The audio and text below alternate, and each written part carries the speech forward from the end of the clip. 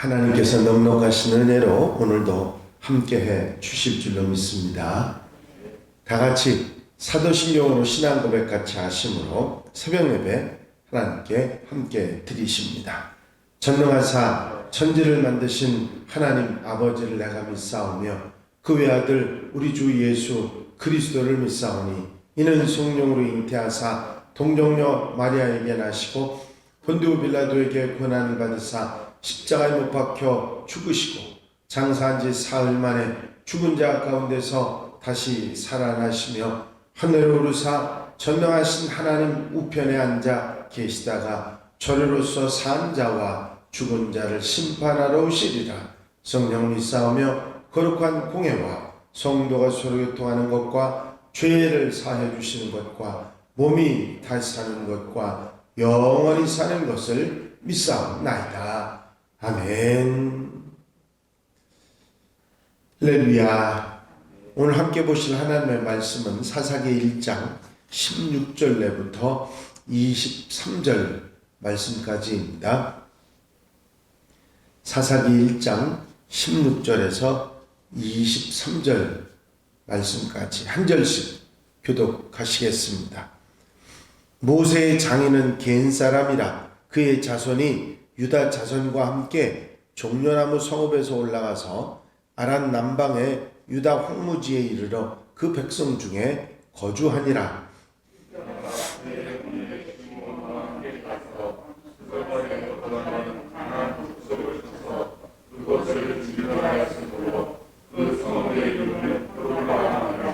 유다가 또 가사 및 그 지역과 아스글론 및 그 지역과 에그론 및 그 지역을 점령하였고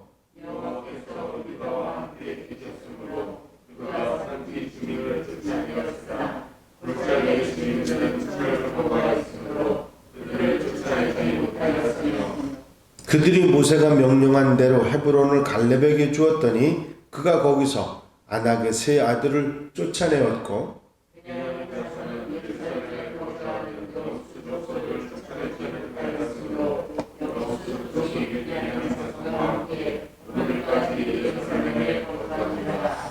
요셉 가문도 베델을 치러 올라가니 여호와께서 그와 함께 하시니라.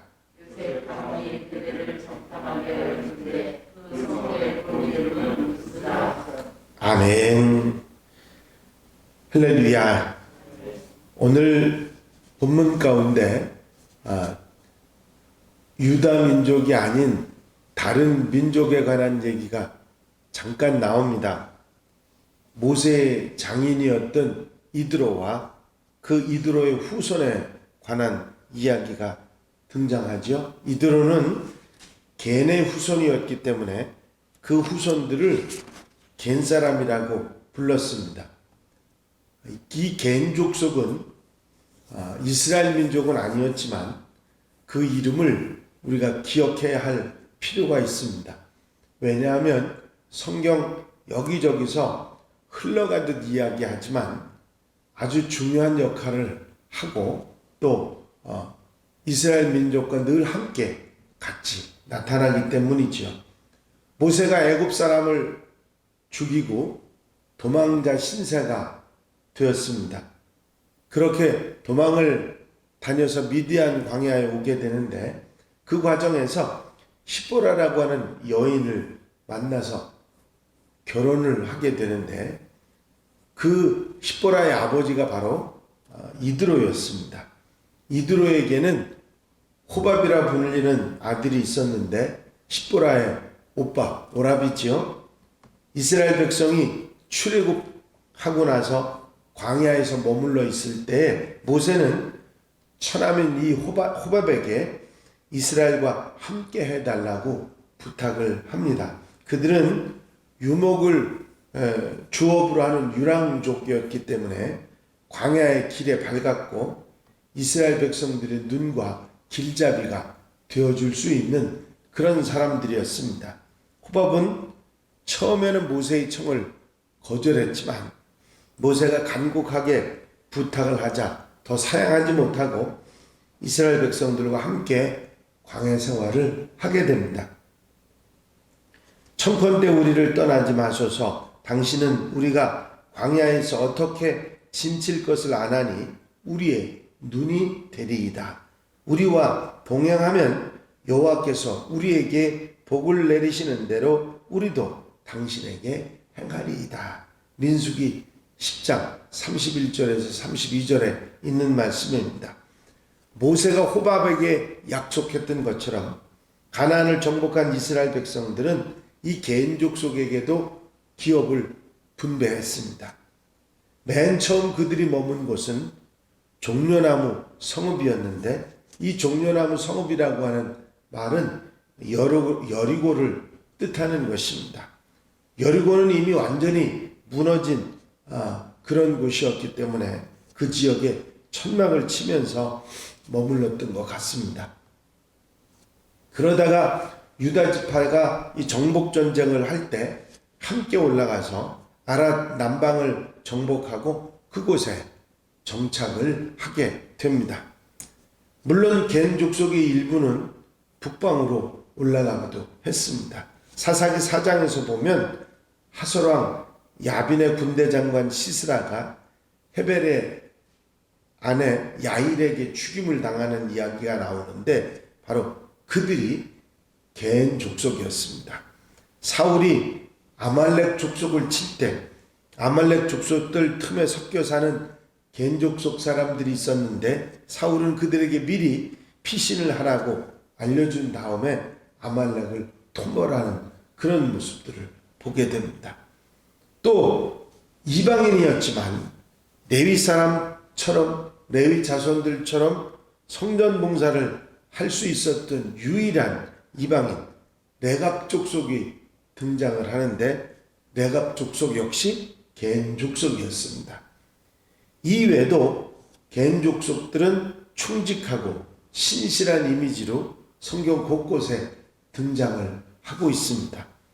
그들은 혈통으로 보면 이방인이었지만 광야에서 훈련받는 동안 그들은 이스라엘을 인도했을 뿐만 아니라 신실한 하나님의 백성이 됐던 것이죠. 믿음이란 그런 것입니다.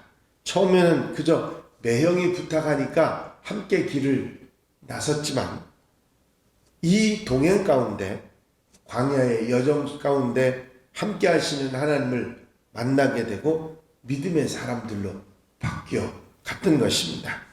혈통은 다르지만 하나님 안에서 이제 한 형제가 되었기 때문에 이스라엘 족속은 이스라엘 족속과 똑같이 겐 족속을 선대했고 겐 족속 또한 하나님 앞에서 그런 이스라엘에게 신의를 보여주었던 것입니다. 믿음으로 하나 된 가족들이 서로를 아끼고 신의를 지키는 것처럼 보기 좋은 모습은 없을 것입니다. 사실 하나님께서는 모든 인류를 한 혈통으로 만드셨죠. 원래부터 한 가족인 것이죠. 그런데 인류의 죄악이 들어오면서 하나님과의 관계뿐만 아니라 인간과 인간 사이의 관계마저 파괴되고 말았습니다. 그러나 이제 그리스도의 피로 다시 한 핏줄이 되어서 그리스도인들은 함께 한 족속, 한 민족, 한 형제를 이루는 것이죠. 만약에 그리스도인들이 그리스도를 섬긴다고 하면서도 서로 사랑하지 못하고 신의를 지키지 못한다고 하면 그것은 바람직한 모습이 아닐 것입니다. 우리 안에 있는 믿음이 예수 그리스도가 우리를 한 가족으로 묶을 수 있어야 할 것입니다. 이렇게 다른 민족이었지만 한 민족으로 동화된 겐 족속에 관한 이야기가 나오고 이제 유다 지파에 계속되는 정복과 개척의 이야기가 계속됩니다. 여기에 유다는 스바를 진멸하고 나서 그 성읍의 이름을 호르마라 그렇게 칭하게 되는데 호르마는 진멸이라고 하는 뜻이죠. 하나님께서는 가나안 족속을 모두 진멸하라고 하셨습니다. 스밧을 진멸했기 때문에 그곳 이름을 호르마라고 불렀다고 하는 것은 진멸하지 않은 곳도 있다 하는 것을 반증해주는 말입니다. 진멸했기 때문에 호르마라고 했다고 하면 호르마라는 이름은 아마 가나안 전역에 다 붙여져야 됐을 것입니다. 그들은 가나안 족속을 철저하게 진멸하는 데는 실패했습니다.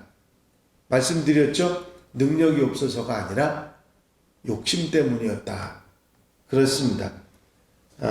블레셋에는 5개의 중요 성읍이 있었는데 가사, 가드, 아스골론, 아스돗, 에그론입니다. 근데 그 중에 유다는 가사와 아스골론, 에그론 3지역만 점령을 합니다.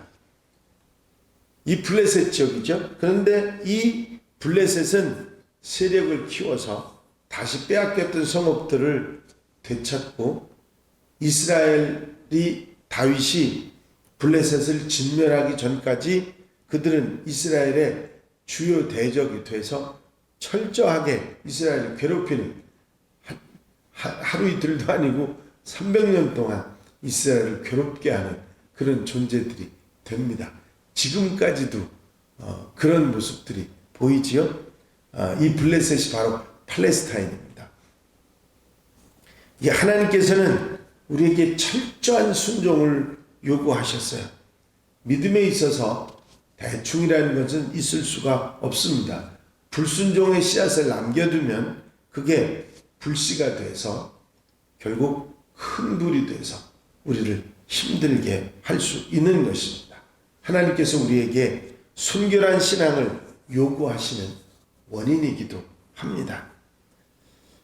오늘 함께 읽으신 사사기 1장 19절은 조금 우리가 이거 무슨 말씀이야? 그러면서 의아하게 하는 내용이 잠깐 나옵니다. 여호와께서 유다와 함께 계셨으므로 그가 산지 주민을 쫓아내었으나 골짜기 주민들은 철병거가 있으므로 그들을 쫓아내지 못하였으며, 하나님께서 유다와 함께 하셨기 때문에 산지 주민을 쫓아내었는데 골짜기 주민들은 철병거가 있어서 쫓아내지 못했다는 기록입니다.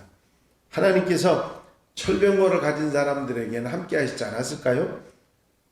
철병거를 두려워하시는 하나님이 아니신데 하나님께서는 하나님에 대한 신뢰, 믿음을 통해서 그들의 순종을 통해서 역사하셨는데 유다는 철저하게 하나님을 신뢰하고 순종하는 게 아니라 적당히 믿고 적당히 순종하는 그런 모습으로 대충 자기들 생각에 힘들 것 같으면 그만둬버리는 그런 일들이 있었다고 하는 것이죠. 하나님의 명령에 순종하는 것보다 적당히 그냥 타협하는 일에 그들이 힘을 소모하지 않으려고 하는 생각들이 있었다는 얘기입니다. 유다 지파만 그런 것이 아니라 베냐민 지파 역시 예루살렘에 거주하는 여부수 족속을 쫓아내지 않았습니다. 그래서 예루살렘에는 여부수 족속과 베냐민 지파가 함께 섞여서 살았습니다.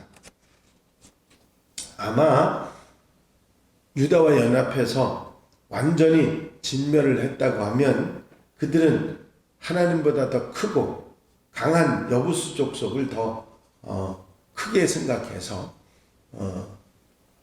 그들은 그저 그냥 적당하게 그들과 함께 사는 것을 선택했다고 하는 사실이지요.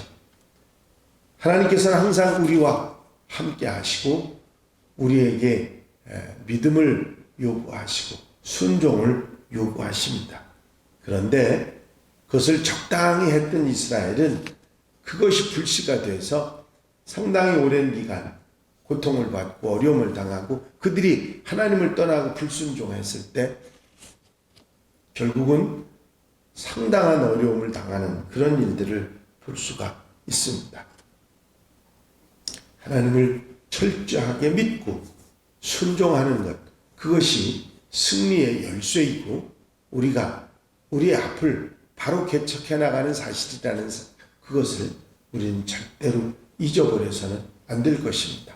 사사기를 통해서 계속해서 교훈하는 내용이 뭐냐면 하나님께 철저하게 믿고 순종하는 자들에게 주어지는 승리와 적당히 타협하고 지냈던 사람들의 실패에 대한 이야기를 우리에게 전해주면서 어떤 길이 하나님의 사람의 길이고 하나님의 백성들이 살아갈 믿음의 길인지를 가르쳐주고 있는 거죠. 이 시작부터 그렇습니다. 시작부터 사사들의 이야기 가운데서 그들이 회개하고 돌이켜서 하나님 앞에 철저하게 순종하고 믿고 글을 쓸 때 잘 됐던 이야기와 또 그들이 하나님의 배반하고 어리석게 살았던 이야기들이 나오고 또 다시 사사가 나타나고 이런 얘기가 계속 반복되는 것이 사사기의 내용입니다. 사사기의 내용 속에서 우리에게 분명히 처음부터 교훈하고 있는 것은 하나님을 철저하게 믿고 순종하는 백성들이 잘 되는 것이고 적당히 타협하고 하나님을 적당히 믿고 적당히 순종하게 될 때 되어지는 고통과 아픔을 우리에게 분명히 전해주면서 후대의 그리스도인 하나님의 백성들인 우리들에게도 똑같은 교훈을 하고 있는 것입니다. 언제 어디서든 하나님만을 믿고 신뢰하고 하나님께 순종하면서 우리의 삶을 아름답게 살아가는 하나님의 백성들이 다 되어야 될 줄로 믿습니다. 기도드리십니다. 사랑과 은혜가 용심하신 아버지 하나님, 오늘도 주님 전에 찾아나와 먼저 깨어 기도하며 주님 바라보고 소망하며 하루의 삶을 첫 시간 첫 마음 들여 천열매의 신앙으로 출발할 수 있도록 인도하신 주의 은혜를 감사를 드립니다. 사사기의 교훈을 우리 마음속에 담게 하여 주시옵소서. 철저하게 믿고 순종하길 바라시는 하나님을 따르지 않고 적당히 믿고 적당히 순종함으로 자기의 욕심을 따라 살아갔던 이스라엘 백성들이 어떤 어려움을 겪었는지를 우리가 생각하면서 언제 어디서도 하나님만을 의지하고 순종하며 살아가는 하나님의 백성들 되어 이 세상 속에서 하나님의 백성으로 바로 살아가는 하나님의 백성들 한양가족들이 되게 하옵소서. 오늘 거룩하고 복된 날 사랑하는 성도들이 함께 주님 전을 사모하며 찾아 나오게 하시고 하나님께서 주시는 넉넉한 은혜 가운데 복되게 아름답게 기쁘고 감사하게 사는 한 날로 삼아 주시옵소서. 언제나 함께 하시는 놀라운 은혜와 성령의 도우심으로 강한 임재하심으로 붙들어 주시옵소서. 허락하여 주실 줄로 믿사옵고 예수 그리스도의 이름으로 기도하옵나이다. 아멘. 주님 가르치신 기도 함께 드리십니다. 하늘에 계신 우리 아버지시여, 이름이 거룩히 여김을 받으시오며 나라의 마옵시며 뜻이 하늘에서 이루어진 것 같이 땅에서도 이루어지이다. 오늘날 우리에게 일용할 양식을 주옵시고 우리가 우리에게 죄 지은 자를 사하여 준 것 같이 우리 죄를 사하여 주옵시고 우리를 시험에 들지 말게 하옵시며 다만 악에서 구하옵소서. 나라와 권세와 영광이 아버지께 영원히 싸움나이다. 아멘. 이 시간 기도하실 때에 교회의 분과 발전, 공동기도 제목들을 위해서 중보기도하는 분들, 질병에 힘들어하는 분들 치유를 위해서 수험생들, 그리고 믿음의 동행자들, 추수감사절, 그리고 찬양제 위해서 기도해 주시고 자유롭게 기도하시기 바랍니다.